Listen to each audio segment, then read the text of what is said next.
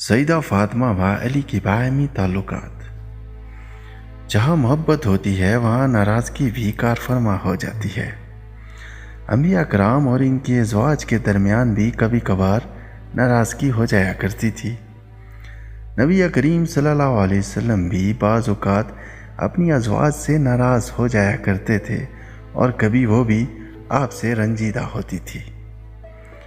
کبھی حضور صلی اللہ علیہ وسلم انہیں منا لیتے اور کبھی وہ حضور صلی اللہ علیہ وسلم کو منا لیتی، اور باہمی تعلقات پہلے سے بھی زیادہ خوشگوار ہو جاتے اور یہ واقعات دوسروں کے لیے بھی سبق آموز ہوتے۔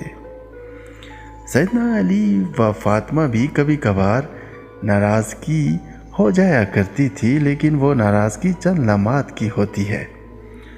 ناراضگی کو طول نہیں دیا جاتا تھا، چنانچہ ان کے درمیان جب کبھی ناراضگی ہو جاتی تھی تو نبی کریم صلی اللہ علیہ وسلم صلح کروا دیتے تھے، اور وہ کبھی کبھار الگ الگ دونوں کو سمجھاتے تو ایک دوسرے کو منا لیتے۔ ایک مرتبہ سیدنا علی و فاطمہ میں کوئی ایسی بات ہو گئی، سیدہ روٹھ کر حضور صلی اللہ علیہ وسلم کے گھر آ گئی اور حضور صلی اللہ علیہ وسلم نے پوچھا، بیٹی کیسے آئی؟ سیدنا نے ساری بات بتائی اور عرض کی، اب میں ناراض ہو کر چلی آئی ہوں۔ حضور صلی اللہ علیہ وسلم نے فرمایا، بیٹی تم اسی وقت علی کے گھر چلی جاؤ اور ان سے معافی مانگو۔ پھر فرمایا، عورت کا فریضہ ہے کہ خاوند کی اطاعت کرے، یہ ممکن نہیں کہ مرد ہر بات میں عورت کی مرضی پر ہی چلے۔ سیدہ یہ نصیحت سن کر فوراً گھر لوٹ گئی، اور سیدنا علی بھی حضور صلی اللہ علیہ وسلم کی یہ بات سن رہے تھے۔ انہوں نے بھی قسم کھائی کہ اب کے بعد کوئی ایسا طرز عمل اختیار نہیں کروں گا جس سے فاطمہ کی دل آزاری ہو اور انہیں تکلیف پہنچے۔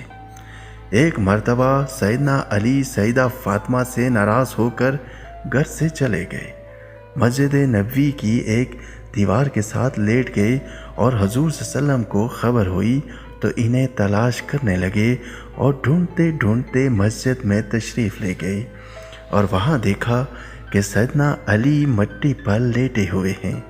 رسول اللہ صلی اللہ علیہ وسلم نے ان کو بلایا اور پیٹھ سے مٹی جھاڑتے ہوئے فرمایا، اے ابو تراب اٹھو۔ حضور صلی اللہ علیہ وسلم کے یہ بول اتنے میٹھے تھے کہ سیدنا علی کا غصہ جاتا رہا اور سیدنا فاطمہ نے صلح کر لی۔ ایک بار حضور صلی اللہ علیہ وسلم کو یہ معلوم ہوا کہ سیدنا علی اور فاطمہ میں ناراضگی ہے۔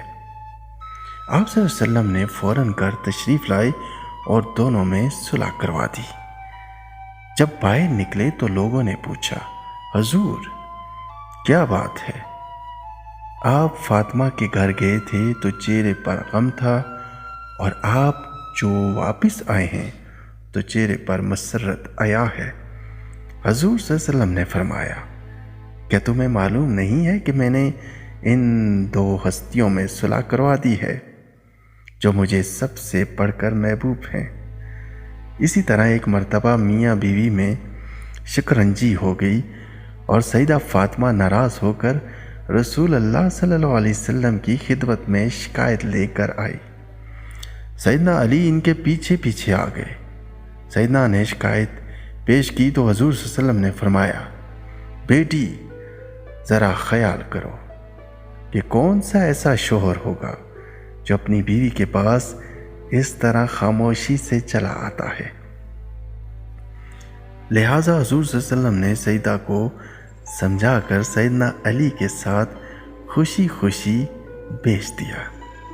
ایک روایت میں ہے کہ حضور صلی اللہ علیہ وسلم نے فرمایا، بیٹی میری بات غور سے سنو، کوئی میاں بیوی ایسے نہیں ہیں کہ جن کے درمیان اختلاف رائے پیدا نہ ہو۔